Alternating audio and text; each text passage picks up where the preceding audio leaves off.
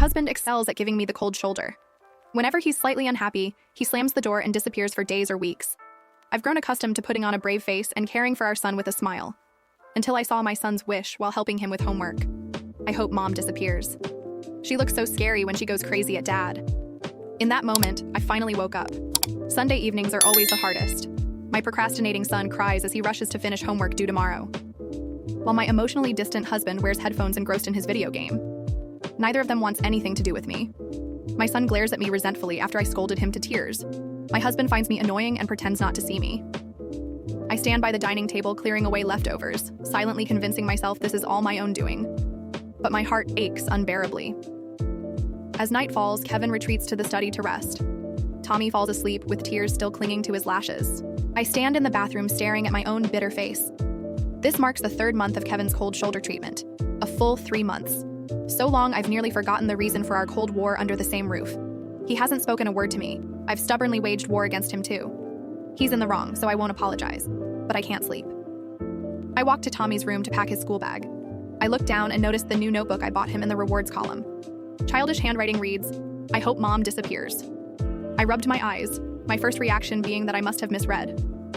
I pick up the notebook and walk to the living room. I read that line again. I hope mom disappears. She looks so scary when she goes crazy at dad.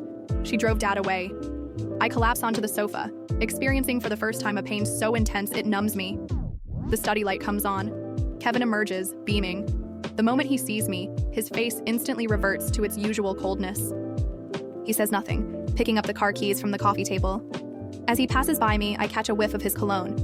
It's the scent of gardenia, this cologne. I chose it for him when we were dating in college. Back then, he was just a nerdy engineering student who wore black-rimmed glasses and plain t-shirts with shorts. But clueless about fashion, I gradually updated his style and picked out my favorite cologne for him. Wearing cologne when meeting girls will make a good impression, I told him. He said he'd cherish everything I chose for him. He's used it ever since. The familiar scent begins to soften my heart. Memories of happier times flooding back. I think of our ridiculous war, of our beloved son. The pain Tommy has caused makes me desperately seek a lifeline. Once again, I swallow my pride and try to make peace with Kevin.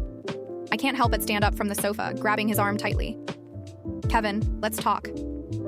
I cry silently. Behind him, he shakes off my hand. I notice his phone shows an ongoing call. Who has he been talking to so late at night? And why did he put on cologne to meet them? "Kevin, have you left yet?" I'm waiting downstairs. I've been craving barbecue for ages. A girl's coquettish voice comes through the phone. The soft, delicate voice suddenly reminds me why he's been giving me the cold shoulder this time. I quickly turn away, but Kevin grabs my arm. He raises an eyebrow, smirking. "If you beg me, I'll stay and keep you and Tommy company." Kevin has always enjoyed seeing me tamed, begging for his mercy. Especially now when another young girl is vying for his attention. His offer to stay feels like a condescending act of charity. I can't help but laugh bitterly. Beg you? Was Tommy naturally conceived by me alone? Aren't you his father too? Is caring for our child solely my responsibility? Don't you have any?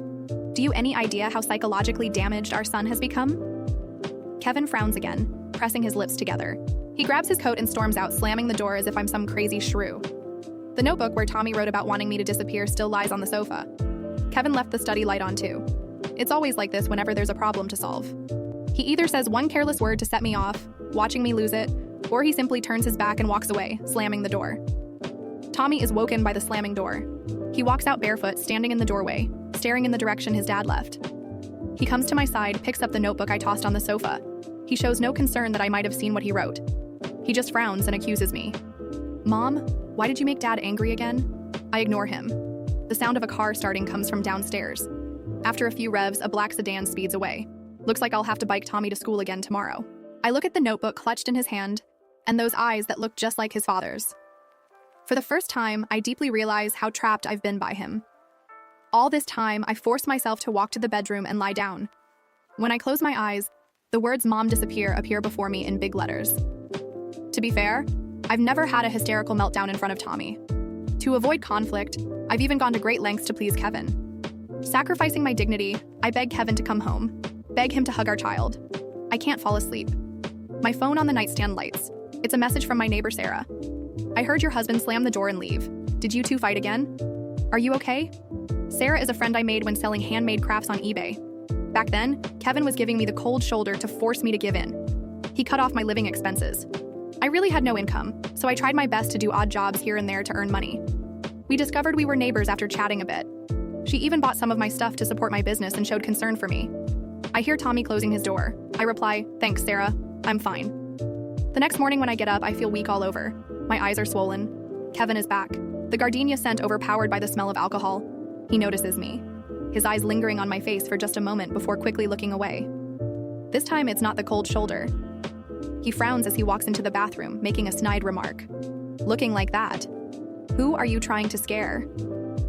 I know he's waiting for me to fight back, to watch me have a meltdown before coldly leaving again. But I'm tired. I say nothing. He looks at me with surprise, a strange emotion flashing in his eyes. He walks into Tommy's room affectionately.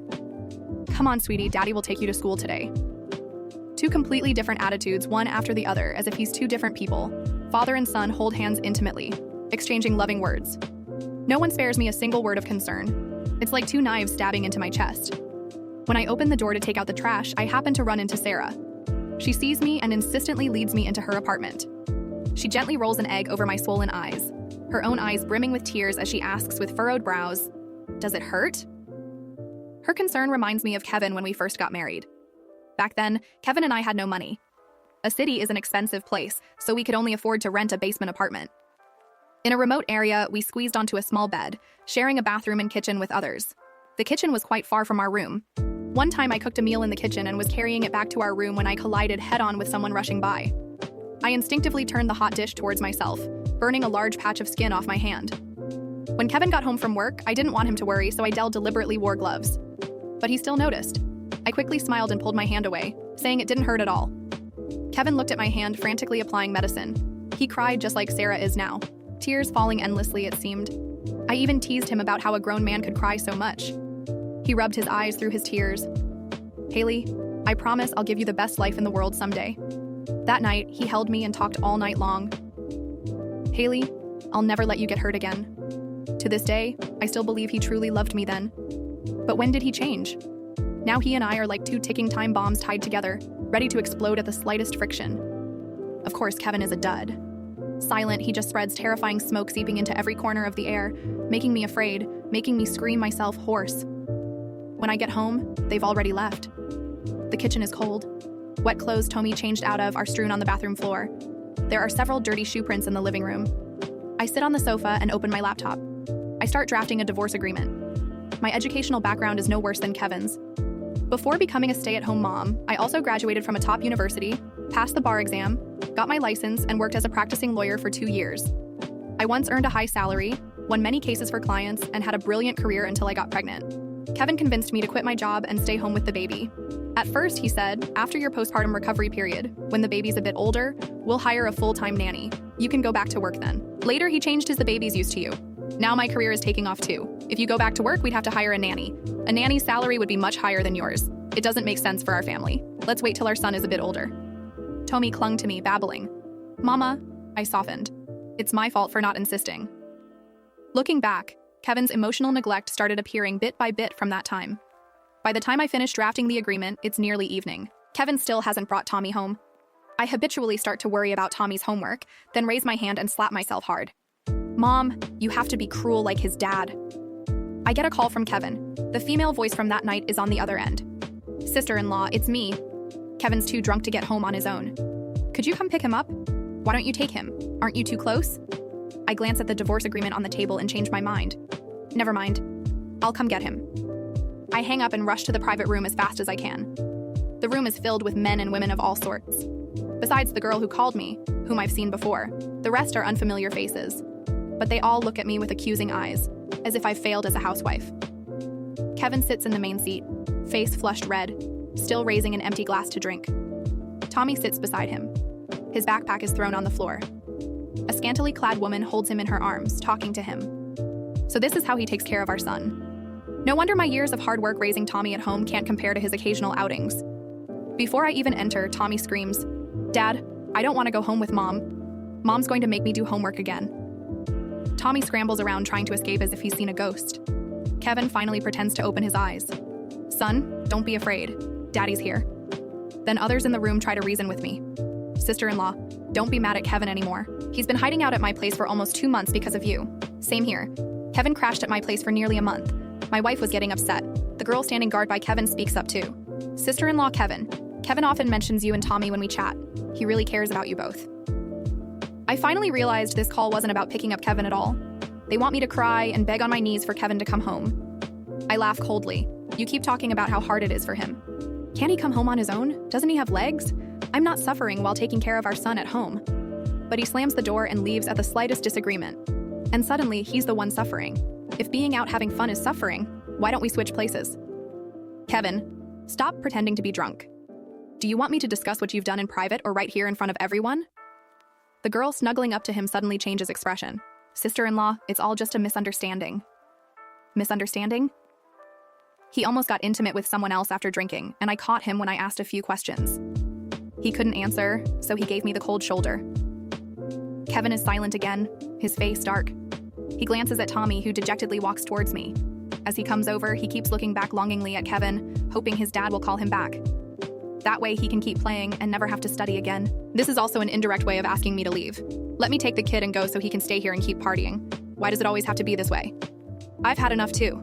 I stand my ground and take out the divorce agreement. Kevin, let's get divorced. It started like every other Sunday night. Tommy crying over his homework.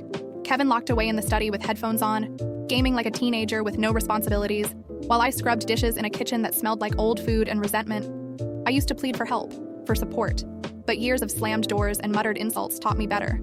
So now I just moved like a ghost, smiling when necessary, swallowing my bitterness like a daily vitamin. Kevin hadn't spoken a word to me in 3 months. Not a single one. I don't even remember what started the latest Cold War. Maybe I asked him to pick up Tommy from school. Maybe I reminded him to take out the trash.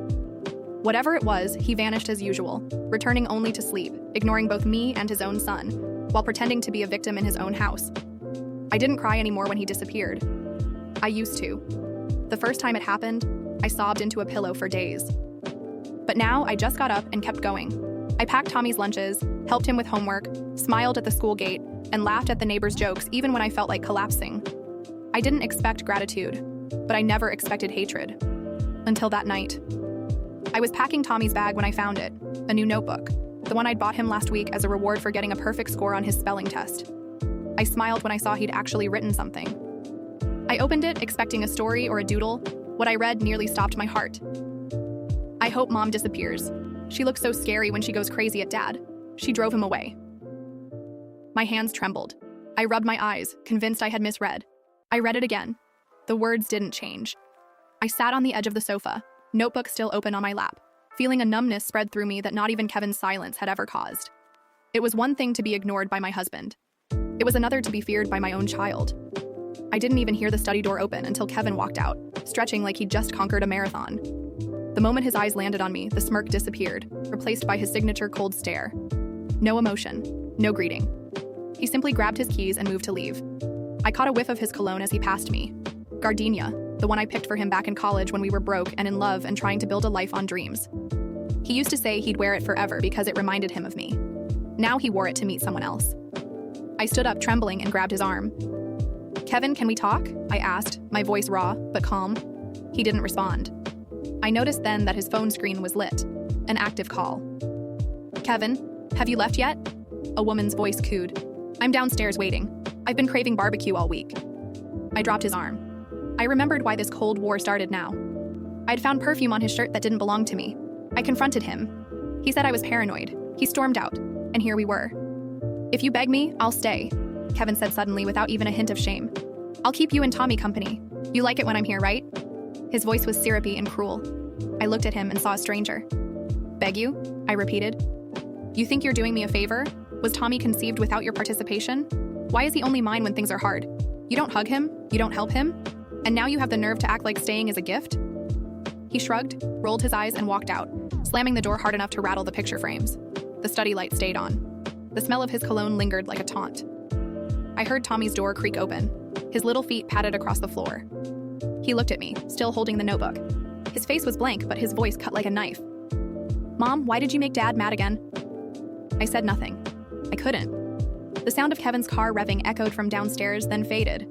Tommy looked down at the notebook, then clutched it to his chest as if protecting his own thoughts from me.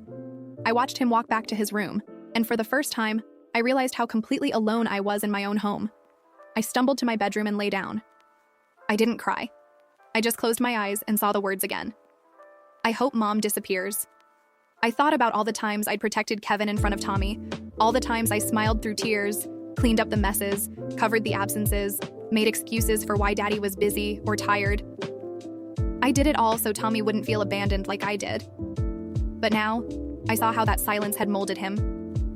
I had protected a lie, and that lie had raised a child who thought his mother was the villain.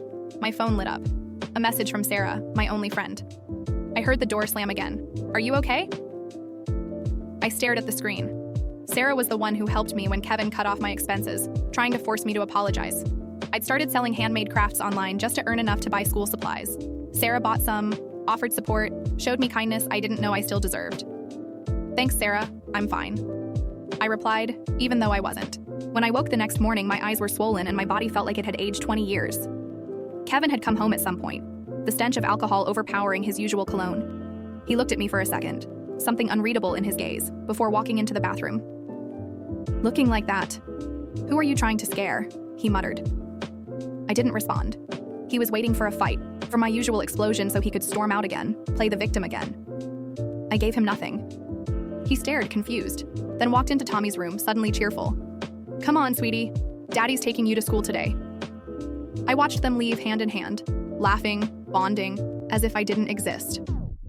When I opened the door to take out the trash, Sarah pulled me into her apartment. She cried as she gently rolled an egg over my face to soothe the swelling.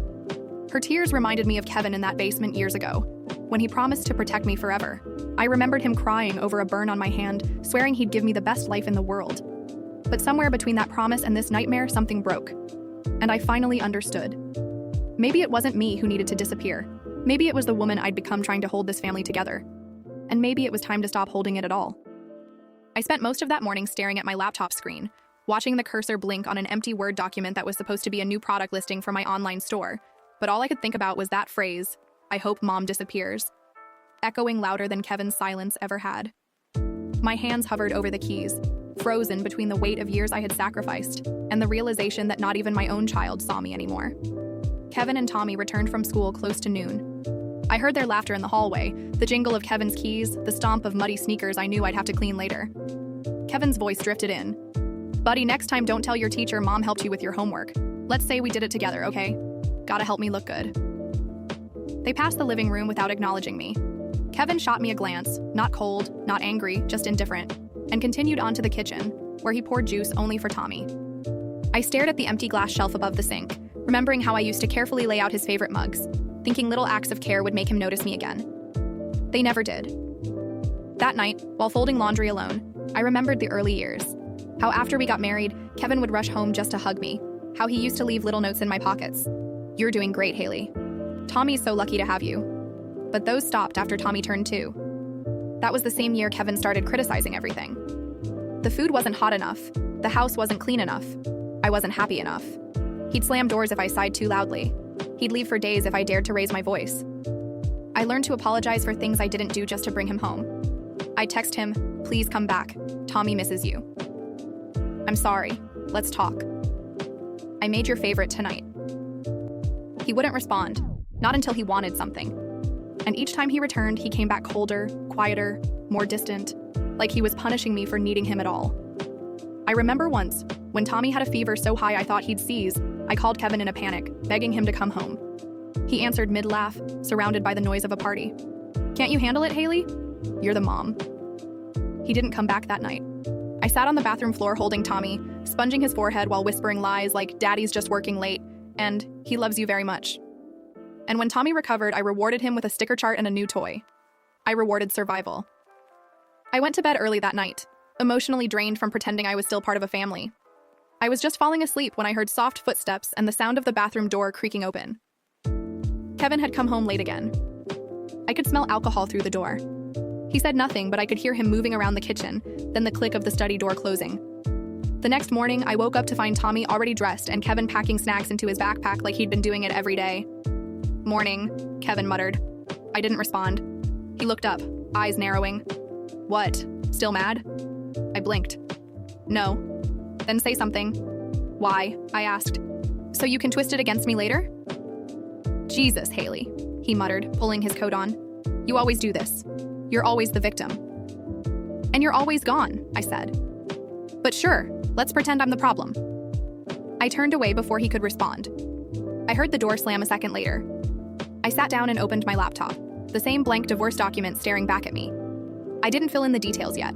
Something in me still hesitated. It wasn't love, it was fear. Fear of raising Tommy alone, fear of his rejection, fear of losing the last scrap of identity I had left. But I knew I couldn't keep living like this. I couldn't keep playing the villain in the family I sacrificed everything to build. Around midday, Sarah messaged again. Want to come over for tea? I just made brownies. I said yes. I didn't want brownies. I wanted air. I wanted warmth. I wanted someone to look at me without disappointment in their eyes. When I entered her apartment, she smiled and immediately placed a warm cloth on my face as if tending to a burn she couldn't see. Did he come back again last night? She asked softly. Drunk, I said. Did he say anything? He never does. Sarah handed me a brownie. You know, when I first met you, I thought you were this superwoman. Always smiling, always doing everything for your family. I used to be, I whispered. But now I'm the monster. No, Haley. You just got tired of being hurt. I looked at her, truly looked, and saw someone who didn't pity me, someone who believed me. I nodded. I stopped begging, and it scares me how good that feels. Good, she said. Let him beg for once. When I got home that evening, Tommy was sprawled across the sofa, watching cartoons. Kevin was asleep in the study, door open, snoring. The smell of barbecue sauce and beer hung heavy in the air. There were pizza boxes on the floor, homework untouched, dishes in the sink. I picked up the notebooks, stacked them neatly, then paused. In the corner of one page, Tommy had drawn a stick figure with an X over the head. It had long hair. A red marker scribbled the words, Mom is mean. Dad is fun. My chest tightened, but the tears didn't come. Not anymore. I walked to my bedroom, opened my laptop, and began typing the divorce agreement from scratch. Name, custody, assets, visitation, all of it. And when I was done, I read it 3 times, printed it, and placed it in an envelope. I sealed it and laid it on Kevin's side of the bed. Then I opened the window and breathed in the night air. Somewhere outside, the city kept moving, unaware of the woman inside reclaiming herself. I wasn't crying anymore. I wasn't asking anymore. I was deciding. And next time Kevin walked out, I wouldn't stop him. I'd hold the door open. Kevin didn't come home that night. Not that I expected him to. It was routine by now. Vanish after a minor disagreement, reappear when the guilt got too heavy or the audience got too small. I used to lose sleep when he left. Now I slept deeply, not from peace, but from exhaustion. When I woke, Tommy had already left for school. Kevin hadn't messaged. No good morning, no Tommy got dropped off. Just silence, as usual. I brewed coffee, the bitterness matching the dull ache in my chest, and sat at the dining table staring at the envelope with the divorce agreement. My hands hovered over it again, wanting to move forward, but still stuck in the muscle memory of forgiving, of waiting, of hoping. That was when the call came. Unknown number. I picked up instinctively. Hi, sister-in-law, said a bright, chirpy female voice. My heart dropped.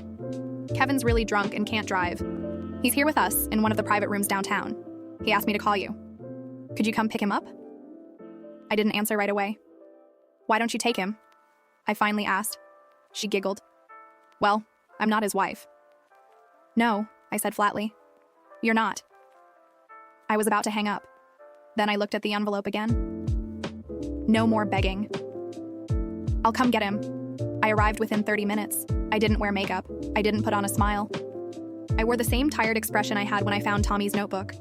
When I entered the room, the air hit me first, thick with perfume, sweat, and the sour stench of beer. Kevin sat at the center of a group, his face flushed, waving an empty glass as if it still held liquor. Tommy was next to him, my son, my child, sitting beside a woman in a red dress that exposed more skin than it covered, her manicured fingers brushing his arm like they were family. Dad, Tommy said as soon as he saw me, I don't want to go home with Mom. She'll make me do homework. His voice wasn't angry, it was terrified, as if the worst thing in the world was learning, as if being with me was punishment. My eyes burned, not from tears, but from fury I hadn't allowed myself to feel in years. Kevin pretended to stir. Son, don't worry, Daddy's here. The women around him looked up, all with the same patronizing pity in their eyes. Sister-in-law, one of them said gently. Don't be mad at Kevin. He's been crashing at my place for 2 months just to cool off. Same with mine, another said. Almost a month now. My husband was starting to worry. The woman who'd called me stepped forward, hand on Kevin's shoulder like she had a right to touch him. "He talks about you and Tommy all the time," she said. "He really loves you both." I laughed, not because it was funny, because I was so tired I didn't know what else to do. "So, let me get this straight," I said, my voice dangerously calm. "You're all here, defending a grown man who ran away from his responsibilities, partied with other women, and brought his son into this chaos. And I'm the bad guy?" Silence. "You talk about how hard he has it, how he's suffering. But where was he when Tommy was sick? Where was he when I cried alone in the kitchen? Where was he when I begged him to just be a father?" Kevin finally lifted his head. His eyes met mine. He didn't say a word, not even to deny it.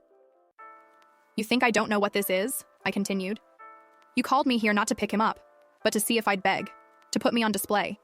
The wife who's too emotional, the mom who goes crazy, the one who drove him away." I turned to Tommy, who was now clinging to Kevin's arm. "Come," I said. "We're going home."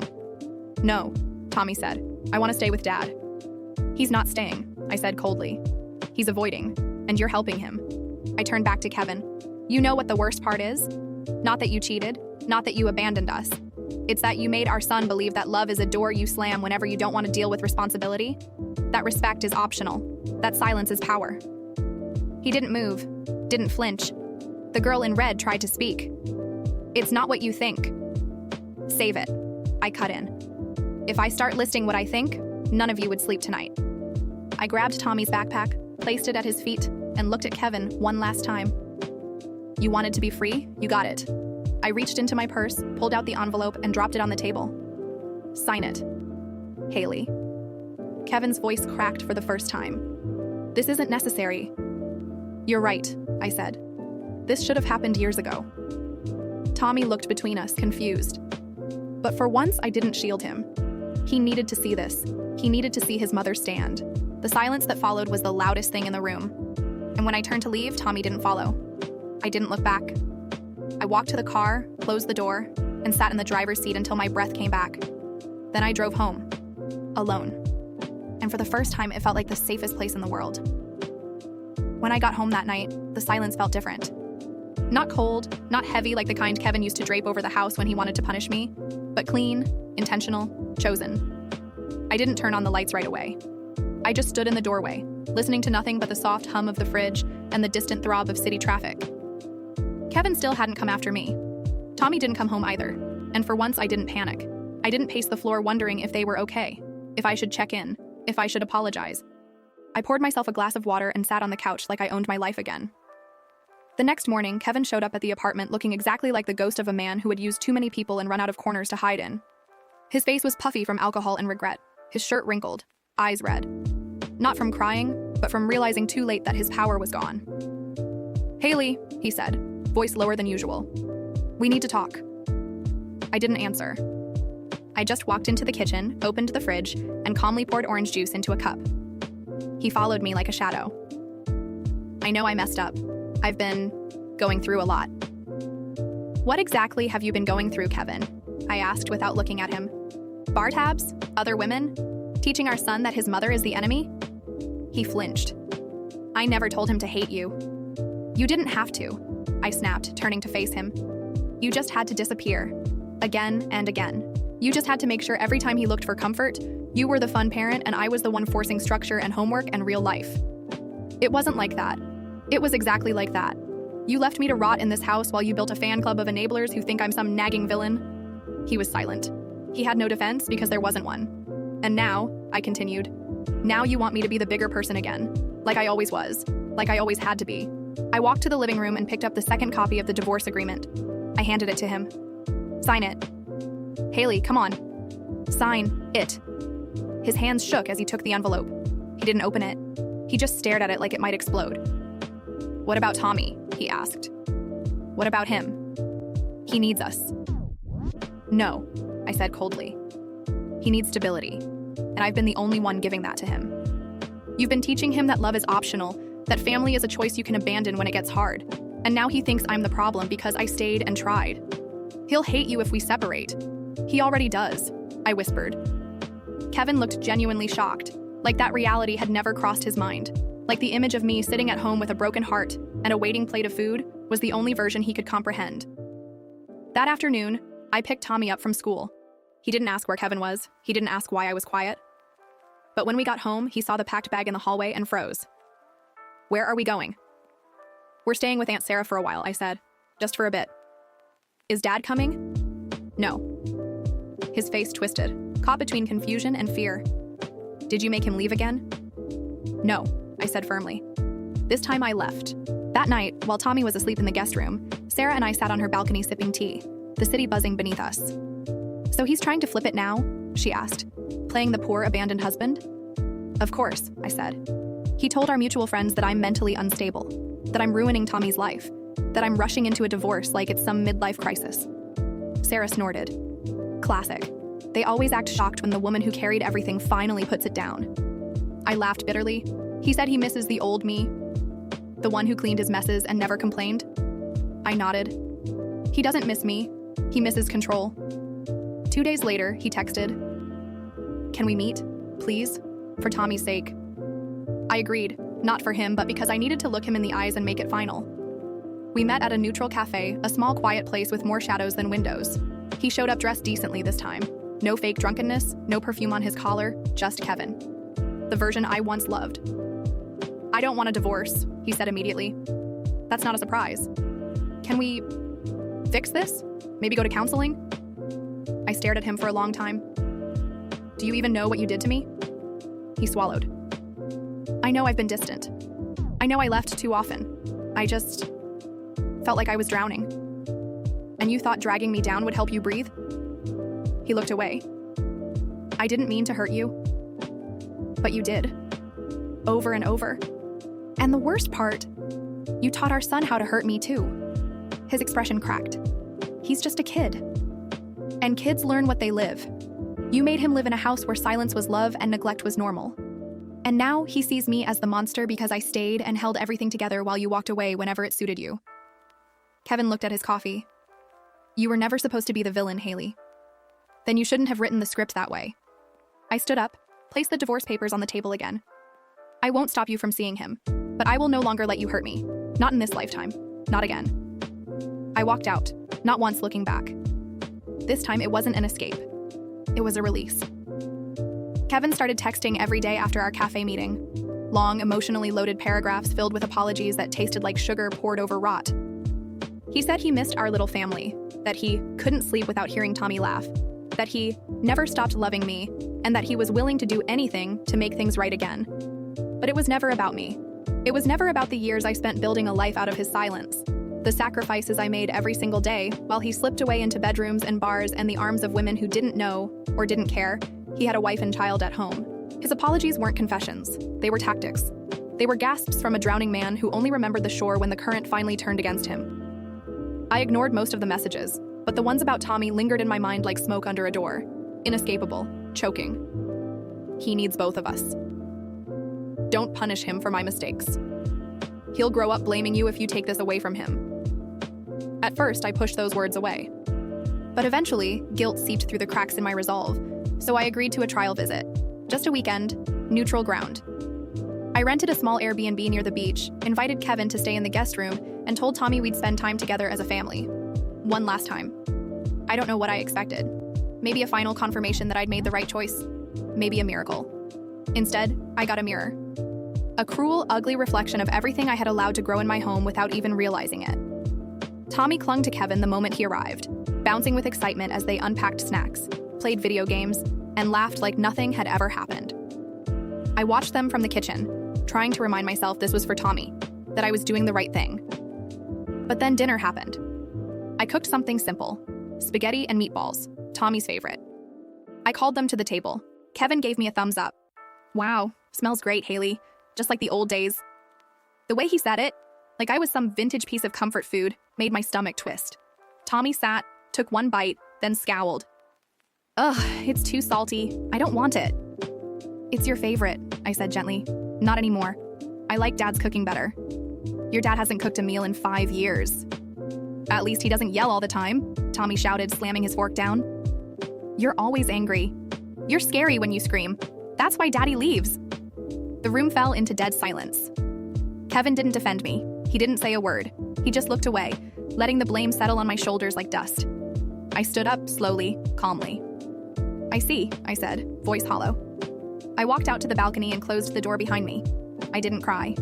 I stared at the ocean and tried to find that younger version of myself, the one who stayed up all night nursing Tommy through fevers, the one who made puppets out of socks when we couldn't afford toys, the one who gave up courtroom victories for lullabies and diaper changes.